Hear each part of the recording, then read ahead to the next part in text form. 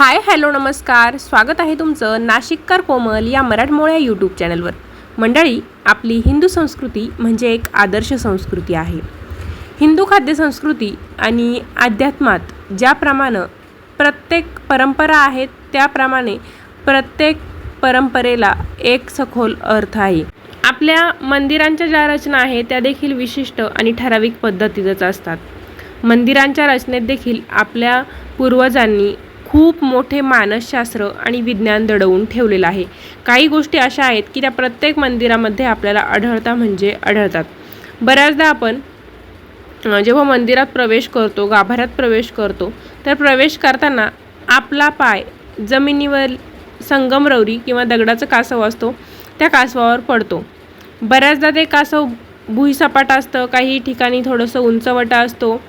तरीही आपण जेव्हा मंदिरात प्रवेश करतो, गाभाऱ्यात प्रवेश करतो, तेव्हा त्या उंबरठ्याला किंवा कासवाला वाकून नमस्कार करतो. तो एक संस्कार आपण पिढ्यानुपिढ्या पाळत आलेला आहे. टर्टल किंवा टॉर्टॉईज म्हणजे कासव. प्रत्येक मंदिरांमध्ये मंदिराला कळस, कासव, मंदिरातील घंटा यांच्यासारख्या काही वस्तू आहे की ज्या आपल्याला कॉमन प्रत्येक मंदिरामध्ये आढळतात. पण आपण कधी विचार केला आहे का, प्रत्येक मंदिराच्या गाभाऱ्याबाहेर अगदी देवाच्या समोरच कासव का असतं? असं नाही की काही मंदिरांच्या देवाशेजारी कासव आहे, काही मंदिराच्या पाठीमागे कासव आहे. एकदम जिथे देवाची मूर्ती असते त्याच्या समोरच आपण प्रवेश करतो तिथेच आपल्याला कासव आढळतो. मग अगदी देवाच्या समोरच कासव का असतं मंदिरामध्ये? यामागे काही धार्मिक श्रद्धा नाही, पण माणसाचं जीवन बदलून टाकणारं अद्भुत आध्यात्मिक रहस्य आणि काही वास्तूचे नियम दडलेले आहेत. तर आजच्या व्हिडिओमध्ये आपण मंदिरांमध्ये कासव का असतं, कासवाचे गुण, कासवाचं महत्त्व काय आहे ते समजून घेणार आहोत. चला तर मग आजच्या व्हिडिओला सुरुवात करूया. कथामध्ये, पुराणांमध्ये, गोष्टीच्या पुस्तकांमध्ये असं मानलं जातं, असं सांगितलं जातं की कासवाची जी आई असते ती कासवाची आई आपल्या पिल्लांना कधीही दूध पाजत नाही किंवा त्या पिल्लांना जन्म दिल्यानंतर कधीही जवळ घेत नाही. कासवाची जी आई आहे ती दूध पाजत नाही, त्यांना जवळ घेत नाही. ती फक्त आपल्या पिल्लांकडे अत्यंत प्रेमाने बघत असते, वात्सल्यपूर्ण दृष्टीनं बघत असते. आणि त्या आईच्या नजरेत एवढं शक्ती आहे की त्या आईच्या फक्त पाहण्यानेच पिल्लांचं पोषण होतं. पिल्लांचं जर पोषण करायचं असेल तर आईला त्यांना दूध पाजावं लागतं, त्यांना खाऊ घालायला लागतं, त्यांना जवळ घ्यायला लागतं. पण कासवाची आई एवढी शक्तिशाली आहे, एवढी प्रेमळ आहे की तिच्या फक्त पाहण्यानेच त्या कासवाच्या पिल्लांचं पोषण होतं.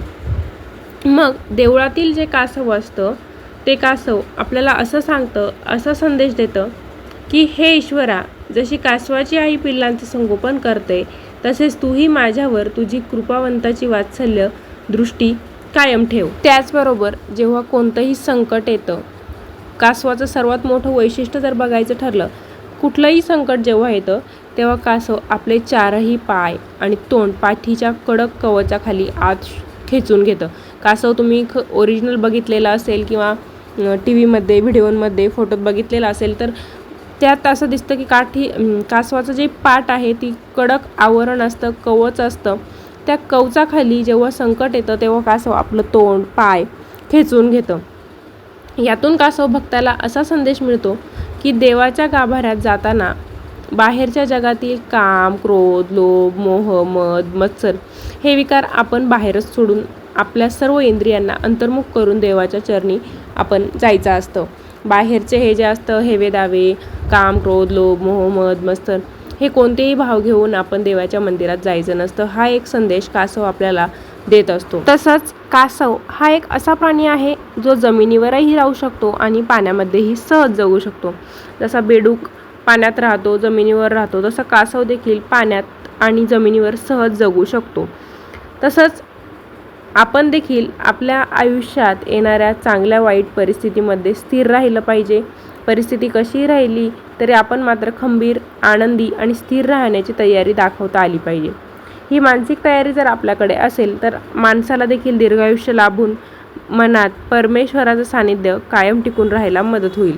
कासवाकडे असे काही गुण आहेत की जे गुण आपण शिकले पाहिजे. तर कासवाकडून शिकण्यासारखे श्रेष्ठ गुण कोणते आहेत ते आपण जाणून घेऊया. मंदिरातील कासव जर आपण कधी बारकाईने निरीक्षण केलं, त्या मंदिरातील कासवाकडे आपण बारकाईनं जर पाहिलं तर आपल्याला काही गोष्टी शिकायला मिळतात. पहिली गोष्ट म्हणजे शरणागत भाव. बहुतांश मंदिरांमध्ये जेव्हा आपण जातो तेव्हा मंदिरासमोर जे कासव असतं मूर्तीसमोर, तर त्या कासवाची मान खाली वाकलेली असते. याचा अर्थ असा असतो, कासव आपल्याला असा गुण सांगतो की देवासमोर जेव्हा आपण जातो तर देवासमोर जाताना आपला अहंकार गळून पडला पाहिजे. संपूर्ण लक्ष देवतेच्या चरणेकडे आपण द्यायचं असतं. दुसरी गोष्ट म्हणजे सत्वगुण वृद्धीची धडपड.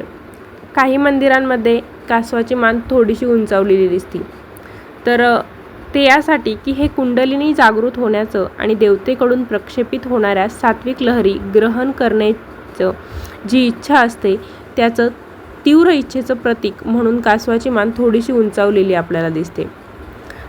तिसरी गोष्ट म्हणजे आध्यात्मिक उन्नतीची तीव्र इच्छा. कासव मंदिरात कायमस्वरूपी असतं कारण त्याला फक्त देवाचं सानिध्य पाहिजे असतं. कासवाला नमस्कार करून आपण गाभाऱ्यामध्ये जातो. मंदिरात जेव्हा प्रवेश करतो तर आपण आधी देवाला नाही तर गाभाऱ्यात जातानाच आपण कासवाला नमस्कार करून जातो. मग त्याचाच भावार्थ असा आहे की जोपर्यंत आपण कासवाचे गुण स्वतःमध्ये रुजवत नाही तोपर्यंत आपल्याला देवाचं खरं दर्शन घडत नाही. हे 3 गुण कासवाकडून सर्वश्रेष्ठ आपण शिकण्यासारखे आहेत. आता वास्तुशास्त्राच्या दृष्टीने देखील कासव महत्त्वाचं आहे, तर ते कसं जाणून घेऊया. कूर्म म्हणजेच कासव हे भगवान विष्णूंच्या दशावतारांपैकी एक मुख्य अवतार मानतो आपण. त्यामुळे घरात बरेच लोक कासव ठेवतात. घरात कासव ठेवल्याने भगवान विष्णूसोबत माता महालक्ष्मीचा वास देखील जिथे ज्या घरामध्ये कासव असते तिथे कायम राहतो. पैशांच्या अडचणी असतील किंवा मग नोकरी व्यवसायात यश मिळत नसेल, नवीन संधी आपल्याला आकर्षित करायच्या असतील तर त्यासाठी घरामध्ये धातूचे म्हणजे पितळाचं कासव आपण आणायचं आहे आणि त्याला एका भरलेल्या छोट्याशा भांड्यात आपण किंवा जारमध्ये घराच्या उत्तर दिशेला तोंड करून ठेवायचं आहे. आणि जे कासव ठेवलेलं पाणी असतं ते आपण दररोज सकाळी पूर्ण घरात शिंपडायचं आहे. त्यामुळे काय होतं, आपल्या घरात सकारात्मकता वाढते आणि आपल्याला नोकरी व्यवसायात देखील यश मिळते. देवी लक्ष्मी आपल्या घरामध्ये स्थिर राहते.